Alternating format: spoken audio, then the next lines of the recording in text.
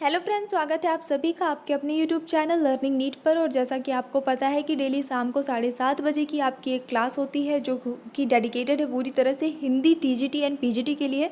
चाहे वो आपका केवीएस हो, एनवीएस हो, यूपी टीजीटी पीजीटी हो या फिर किसी भी लेवल का टीजीटी पीजीटी एग्ज़ाम हो, उसके लिए आप ये प्रेफर कर सकते हैं। लेकिन हमारे चैनल पर फिलहाल क्लास जो है वो सिर्फ हिंदी के लिए चल रही है। तो यहाँ पे भक्ति काल का जो परिचय और प्रवृत्तियाँ हैं वो कल हो चुकी थी। हम सभी क्लासेस में हेडिंग में मतलब जो टाइटल रहता है उसमें मैं क्लास 1 क्लास 2 इस तरह से डालते चल रही हूँ, ताकि आपके लिए आसानी रहे। अगर आपकी कोई क्लास छूट गई है तो आपको पता रहे कि इसके पहले कौन सी सीरीज़ रही है ना।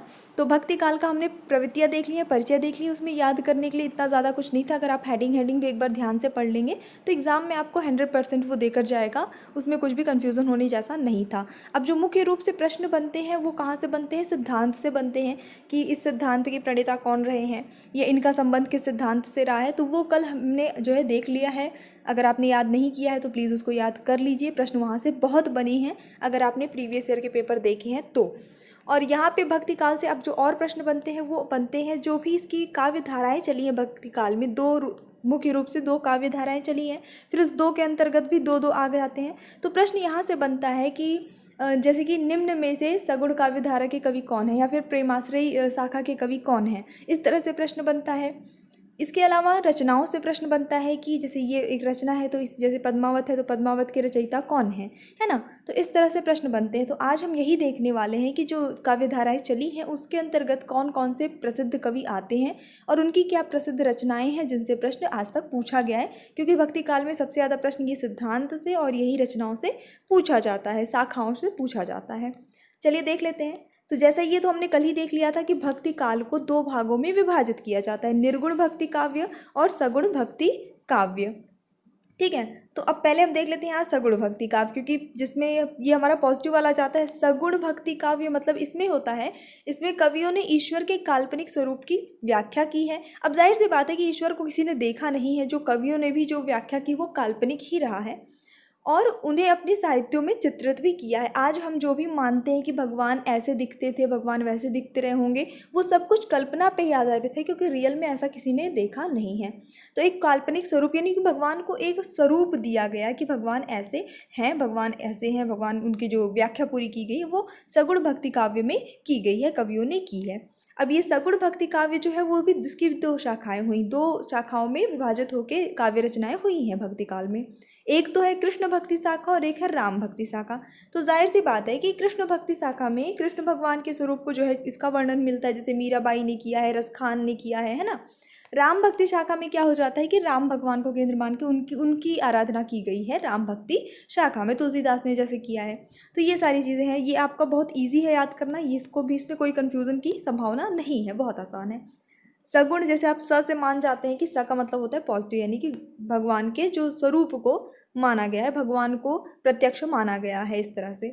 अब देख लेते हैं यहाँ पे राम भक्ति काव्य धारा के जो कवि रहे हैं वो कौन है। तो यहाँ से इस तरह से प्रश्न बना हुआ है प्रीवियस ईयर में कि बताइए इनमें से कौन जो है राम भक्ति शाखा के और राम भक्ति काव्य के कवि हैं। तो यहाँ पे से नाम दे देगा 3-4 और कोई एक दूसरा दे देगा, तो आपको उसको गेस करना पड़ेगा कि वो नहीं है या फिर वो है। पॉजिटिव निगेटिव दोनों तरह से प्रश्न बना के पूछेगा। कल मैं इसका आपको प्रैक्टिस सेट भी कराऊंगी, तो आप प्रत्यक्ष रूप से देखिएगा कि कैसे कैसे प्रश्न पूछे गए हैं अभी तक इसमें से। चलिए देख लेते हैं इनको 1 बाय 1। तो रामानंद बहुत ही प्रसिद्ध रहे हैं, 13वीं से 1411 ईस्वी जो है इनका समय बताया गया है रामानंद का। वैष्णव ताज भास्कर और रामार्चन पद्धति ये जो है इनकी रचनाएं हैं जिसको पूछा जाता है। विष्णुदास आ जाते हैं जो कि 15वीं सदी के हैं। तो आप देख रहे हैं कि सबसे पुराने ये रामानंद हो गए हैं, फिर विष्णुदास हो गए जिनने उन्हें रामायण कथा लिखी है। तो ये रामायण कथा कहीं पे आता है तो आपको कंफ्यूज नहीं होना है, ये रामायण नहीं पूछा जा रहा है, ना ही रामचरितमानस पूछा जा रहा है, रामायण कथा जो विष्णुदास की रचना है। अग्रदास आते हैं जो 16वीं सदी में आए हैं। तो ध्यान मंजरी, अष्टयाम, राम भजन मंजरी, उपासना बावली, पदावली ये सारी रचनाएं अग्रदास की हैं जो पूछी जाती हैं। वैसे रचनाएं देखिए कवियों की लिस्ट भी बहुत लंबी है, और लेकिन जो हमें वही वही चीज़ देखनी है जो एग्ज़ाम में पूछा जाता है अभी फिलहाल के लिए। चलिए देखेंगे नेक्स्ट ईश्वर दास। आप स्नैपशॉट चाहे तो लेते चलिए, 3-4 दिन के बाद आपको इसका PDF टेलीग्राम चैनल पे प्रोवाइड कराया जाएगा। 16वीं सदी के ये भी कवि रहे हैं। राम जन्म अंगद पेज, भरत मिलाप, स्वर्गारोहिणी कथा और एकादशी कथा। ये जो है ईश्वर दास की रचना है। इसमें बहुत ज़्यादा इम्पॉर्टेंट जो आपका भरत मिलाप काफ़ी पूछा जाता है और एकादशी कथा भी थोड़ा सा इम्पॉर्टेंट हो जाता है, स्वर्गारोहिणी कथा भी इम्पॉर्टेंट हो जाता है। तो आप इनको याद कर लीजिए, सारे ही एक्चुअली जितने यहाँ लिखे हैं वो आप सभी याद कर लीजिए। तुलसीदास, अब ये थोड़े से ज़्यादा इम्पॉर्टेंट हो जाते हैं और सब इनसे बहुत ज़्यादा प्रश्न पहले बन चुके हैं। जैसे कि जानकी मंगल की रचना किसने की है? रामलला नहछू, रामचरितमानस, है ना, वैराग्य संदीपनी, बरवे रामायण। लगभग लगभग इनकी जितनी यहाँ पे मैंने रचनाएं लिखी हैं, लगभग शायद ही कोई बची हो जिससे प्रश्न ना बना हो आज तक। तो यानी कि इनसे बहुत ज़्यादा प्रश्न बना हुआ है, चाहे वो आपका किसी भी लेवल का एग्जाम रहा हो तुलसीदास की रचनाओं से। तो आप इसको याद कर लेना है, रामचरितमानस, रामलला नहछो, वैराग्य संदीपनी, बरवे रामायण, पार्वती मंगल और जानकी मंगल, रामाज्ञा प्रश्न, दोहावली, कवितावली, गीतावली, श्री कृष्ण गीतावली और विनय पत्रिका। विनय पत्रिका बहुत पूछा जाता है। इसके बाद आते हैं सूरदास। समय लिखा है सभी का, देखते चलिएगा। सूर सागर, दशरथ विलाप, सीता हनुमान संवाद, सूरदास जी हैं। वैसे तो ये कृष्ण भक्ति शाखा में आते हैं, पर यहाँ पे उनका नाम मैंने इसलिए इंक्लूड किया क्योंकि इन जैसे इनकी रचना है दशरथ विलाप, सीता हनुमान संवाद। अब ये कौन से शाखा की हुई, इसमें किसका वर्णन है? जाहिर सी बात है रामायण का है। तो इस वजह से आपको यहाँ पे ये चीज़ की कन्फ्यूज़न ना हो, यहाँ पे मैंने मेंशन कर दिया है कि प्रश्न अगर यहाँ से पूछ ले कि बताइए सीता हनुमान संवाद की रचना किसने की है, तो आपके दिमाग में रहेगा कि सूरदास जी तो हो ही नहीं सकते हैं क्योंकि वो तो कृष्ण भगवान के ऊपर ही लिखे हैं, है ना। कन्फ्यूज़न हो जाएगी, गलत हो जाएगा, इसलिए यहाँ पे मैंने इसको इंक्लूड कर दिया है और आप इसको देख भी लीजिए। फिर आते हैं नाभादास, भक्तमाल। अब जो केशव दास हैं, यहाँ से बहुत इनसे बहुत प्रश्न बना हुआ है, थोड़ा सा इनको देखिएगा। केशव दास जी के यहाँ पे रचनाएं तो जैसे बहुत सारी लिखी हैं, विज्ञान गीता, रतन बावनी, जहांगीर जस चंद्रिका, वीर सिंह देव चरित्र, रसिक प्रिया, कवि प्रिया और रामचंद्रिका। लेकिन ये जो रसिक प्रिया, कवि प्रिया और रामचंद्रिका है, इससे बहुत बार प्रश्न पूछा गया है। सारे याद करिए, पर 3 अभी के अभी याद कर लीजिए, कमेंट में लिखते चलिए, याद होता चले आपको, ठीक है। अब आ जाते हैं हम कृष्ण भक्ति काव्य में। तो जो सबसे पहले तो सूरदास जी आ गए, जैसे कि मैंने ऊपर बताया था कि इन्होंने कृष्ण भक्ति काव्य की रचना की है। सूरसागर, साहित्य लहरी, सूरा सारावली, ये सारी चीज़ें इनकी जो ये सारी रचनाएं हैं जो कि पूछी जाती हैं। मीराबाई, कौन नहीं जानता कि कृष्ण भक्ति काव्य में मीराबाई का योगदान कितना रहा है। मीरा पदावली इनकी रचना रही है और इनका जो समय रहा है 1504 से 1563 माना जाता है। रसखान जी, इन्होंने भी जो है वात्सल्य रस में बहुत ज़्यादा रचनाएं की हैं भगवान श्री कृष्ण के ऊपर। तो सुजान रसखान, प्रेम वाटिका, दान लीला और अष्टयाम इनकी रचनाएं हो जाती हैं। अब यहाँ पे ध्यान दीजिएगा, प्रेम वाटिका कई बार पूछी जा चुकी है, तो इसको आपको याद रखना है।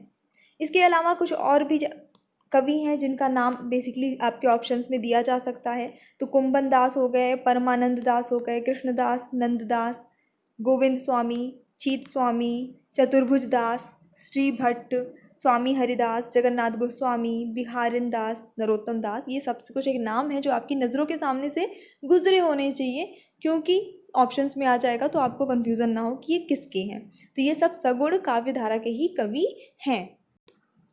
निर्गुण भक्ति काव्य की अगर हम बात करते हैं तो देखिए, सगुण का उल्टा ही होता है निर्गुण। अब क्योंकि ये भक्ति काव्य है तो ये भी भक्ति काव्य है। ऐसा नहीं है कि सगुण काव्य धारा के जो है कवि, उन्होंने भगवान को माना और इन्होंने भगवान को नहीं माना, ऐसा नहीं है। ये भी ईश्वर की ही महानता इन्होंने बताई है, ईश्वर पे विश्वास किया है, सब कुछ है। लेकिन इन्होंने भगवान के ब्रह्म स्वरूप को जो है वो निर्गुण और निराकार बताया है। जैसे कि सगुण का भक्ति काव्य के जो कवि थे, उनका क्या मानना था कि भगवान का एक स्वरूप है, भगवान का जो उनका पूजा करने का तरीका है, उनकी अर्चना करने का तरीका है, ये सारी चीज़ें उन्होंने मानी। जबकि निर्गुण भक्ति काव्य का मानना था कि भगवान जो है वो निराकार है, उनका मतलब ऐसा कोई फोटो नहीं है, भगवान हर जगह बसते हैं। और जो हमें आडंबरों की, दिखावे की, इन सब की ज़रूरत नहीं होती है भक्ति के लिए। भक्ति के लिए हमें अंदरूनी यानी आंतरिक रूप से हमें समर्पित और श्रद्धा रखनी चाहिए, दिखावा न करके, ऐसा इनका मानना था। निर्गुण भक्ति काव्य के जो है कवि थे उनका, ठीक है। तो ऐसा नहीं है भक्ति काव्य ही रहा है दोनों, लेकिन किसी ने एक आकार माना है, किसी ने निराकार माना है। अब आ जाते हैं निर्गुण भक्ति काव्य की 2 शाखाएं होती हैं। तो एक संत काव्य धारा है और एक सूफी काव्य धारा है। संत काव्य धारा को हम ज्ञानाश्रयी शाखा के नाम से भी जानते हैं और सूफी काव्य धारा को हम प्रेमाश्रयी शाखा मानते हैं। तो कुल मिला के जिन्होंने भक्ति ईश्वर प्राप्ति का मार्ग ज्ञान माना, ज्ञान को ही भक्ति का मार्ग माना, ईश्वर प्राप्ति का मार्ग माना, वो ज्ञानाश्रयी शाखा कहलाई। और जिन्होंने प्रेम को ईश्वर प्राप्ति का मार्ग माना वो प्रेमाश्रयी कहलाए। इसके अंतर्गत सूफी जो है आ जाते हैं। अब देख लेते हैं हम कुछ ज्ञानाश्रयी शाखा के जो प्रमुख कवि रहे हैं वो कौन कौन से रहे हैं। तो कबीर रहे हैं। कबीर से प्रश्न जो है बहुत पूछता है। इनकी जो 3 रचनाएं हैं, रमैनी, सबद, साकी, बीजक, इनकी जो है संकलन है रचनाओं का, तो ये बहुत बार पूछा गया है। बीजक इसको आपको याद रखना है, इसका संबंध कबीर से है। रैदास, सतवानी इनकी रचना है।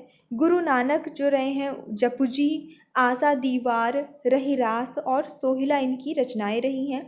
दादू दयाल रहे हैं जिनका हरडे वाणी इनकी रचना रही है। सुंदर दास की रचना सुंदर विलास रही है, तो ये याद करना कठिन आपके लिए नहीं होगा। ये कुछ प्रमुख हैं, बाकी अभी हम और देखने वाले हैं कल की क्लास में, क्योंकि कल हम प्रैक्टिस सेट सॉल्व करने वाले हैं। प्रेमाश्रयी शाखा के प्रमुख जो कवि रहे हैं, यानी कि जो सूफी संत रहे हैं, उनमें कुतुबन का नाम आता है। मिर्गावती इनकी रचना है, कुतुबन का नाम आता है अक्सर, तो ये इनका नाम जनरली ऑप्शन में पूछा जाता है।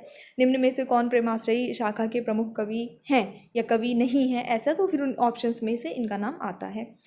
इनका बहुत ज़्यादा इंपॉर्टेंट है। जितने भी प्रेमाश्रयी शाखा के कवि रहे हैं उनमें मलिक मोहम्मद जायसी का बहुत बार पूछा गया है, बहुत ज़्यादा पूछा जाता है। पद्मावत के बारे में सबको पता होगा, क्योंकि एक फिल्म भी आई थी, तो उसकी वजह से जिन्हें नहीं भी पता रहा होगा, जिनको साहित्य में इंटरेस्ट नहीं भी रहा होगा, उनको भी पता चल चुका होगा अब तक। तो पद्मावत जो है वो इनकी बहुत ही प्रसिद्ध रचना रही है। अखरावट इनकी रचना रही है। आखिरी कलाम भी इनकी रचना रही है और ये बहुत पूछे जाते हैं। मंझन एक रहे हैं, तो ये मधुमालती इनकी रचना है जो पूछी गई है, मधुमालती, मंझन। तो ये कुछ इम्पॉर्टेंट जो है यहाँ पे कलेक्शन था जो मैंने आपको दिया है। ये सारी चीज़ें वहाँ से कलेक्ट की हैं कि प्रीवियस ईयर में क्या क्या पूछा गया है, वहाँ से नोट्स बने हैं। और कल जो है मैं आपको जो प्रैक्टिस सेट कराऊंगी वो भी प्रीवियस ईयर में आए हुए प्रश्न ही रहेंगे, तो आपको एक आइडिया मिल जाएगा कि कैसे कैसे प्रश्न पूछे जाते हैं। टू द पॉइंट आपको क्या चीज़ें याद रखनी इंपॉर्टेंट हैं, क्या चीज़ें याद रखनी इंपॉर्टेंट नहीं है। वो सारी चीज़ें जब आप प्रीवियस ईयर के पेपर्स देखते हैं तो आपको रियलाइज़ हो जाता है कि हाँ ये चीज़ पूछी जाती है, तो हमें इस चीज़ पे फोकस करना ज़रूरी है ना। नहीं तो सिर्फ क्लास देखने से ऐसा लगता है कि हर टीचर का अपना तरीका होता है, कोई टू द पॉइंट बता रहा है, कोई बहुत एक्सप्लेनेशन दे रहा है, तो हम कंफ्यूज रहते हैं कि हमने जो एग्ज़ाम देना है उसके लिए हमें किस चीज़ की ज़रूरत है ना। तो उसके लिए बहुत ज़रूरी है कि हम प्रीवियस ईयर पेपर्स भी देखते चलें और प्रैक्टिस भी करते चलें कि हमारी प्रिपरेशन किस लेवल तक पहुंच रही है या नहीं पहुंच रही, कुछ प्रोग्रेस हो रही है या नहीं हो रही है। सो क्लास पसंद आई हो तो प्लीज़ लाइक करिएगा, शेयर करिएगा। अगर आप चैनल पे न्यू हैं तो चैनल को सब्सक्राइब करके बेल आइकन ज़रूर प्रेस करिएगा। So thanks for watching, keep studying and bye bye.